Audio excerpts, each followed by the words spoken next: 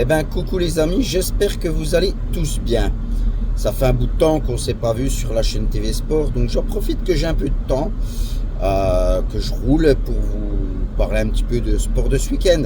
Donc on va parler un petit peu très rapidement de sport mécanique.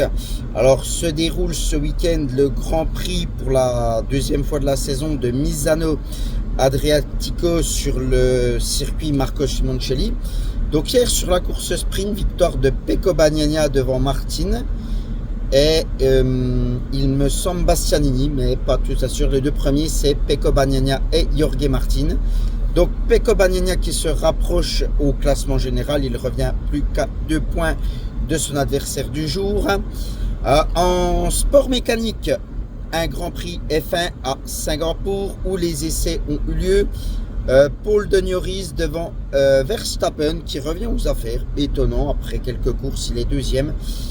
Et donc après c'est d'autres classements, mais je ne sais plus. Ferrari qui est un peu en dedans, qui partira à 9e et 10e après que malheureusement Charles Leclerc ait eu son tour invalidé, contre-performance de Ferrari cette saison alors qu'ils avaient un petit peu survolé les débats. La seule victoire Ferrari l'année dernière était sur ce fameux circuit de Singapour. Donc voilà, pour les résultats de football, bien évidemment, on va parler football. Le PSG a fait match nul hier soir contre Reims. Alors apparemment, je n'ai pas vu le match, mais encore une fois, une prestation insipide des joueurs de la capitale.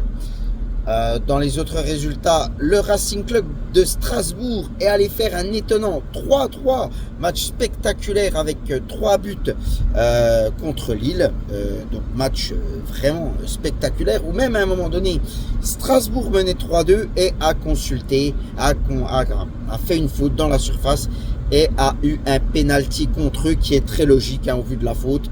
Je l'ai vu, donc Strasbourg fait 3-3, très bon résultat pour Strasbourg à Lille. Dans les autres résultats, on va parler du carton de Nice contre Saint-Etienne. Effectivement, Nice qui a mis 8-0 contre l'AS Saint-Etienne. L'AS Saint-Etienne qui a vraiment du mal en ces débuts de saison. Alors la marche était peut-être un petit poil trop grande, on ne sait pas, on espère quand même un réveil de ce club mythique qu'est la SSE, les fameux Verts, avec cette fameuse épopée des années 70, voilà, les poteaux carrés, etc. Dans les autres résultats, je sais que Rennes affrontait Lens, mais je ne me rappelle plus du score. Et voilà, au niveau des matchs, un petit peu. En Liga, hier, le Real Madrid s'est imposé 4-1. Et encore, on va dire que Kylian Mbappé s'est illustré en marquant un énième but sur penalty. Donc voilà, il marque beaucoup de buts sur penalty, mais très peu dans le jeu. Donc on va quand même s'en contenter. On va dire bravo à l'ami Kylian, qui a peut-être un peu de mal à s'acclimater dans ce Real Madrid où Vinicius a été laissé au repos et où Rodrigo est rentré.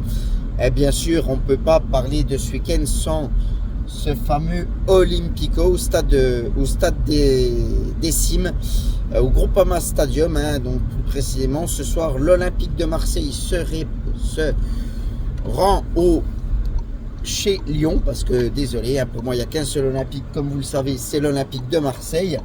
Donc ce soir, un match où l'OM en cas de victoire serait à égalité de points avec le PSG.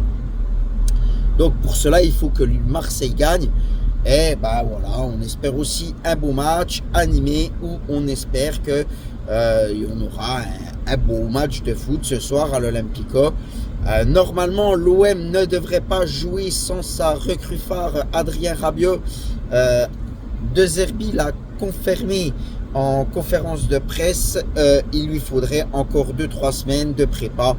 Donc, très certainement, soit nous verrons Adrien Rabiot pour son premier match au Vélodrome contre Angers, ou alors, ce sera pour le Classico le 27 octobre. Donc voilà, je vous souhaite à tous et à toutes un bon dimanche. Donc pour les rendez-vous sportifs, attendez, avant de vous souhaiter bon dimanche, il y a la course MotoGP 14h, la course F1 donc, qui se déroulera aux alentours de 15h il me semble, et le match sur DAZN à suivre à 21h.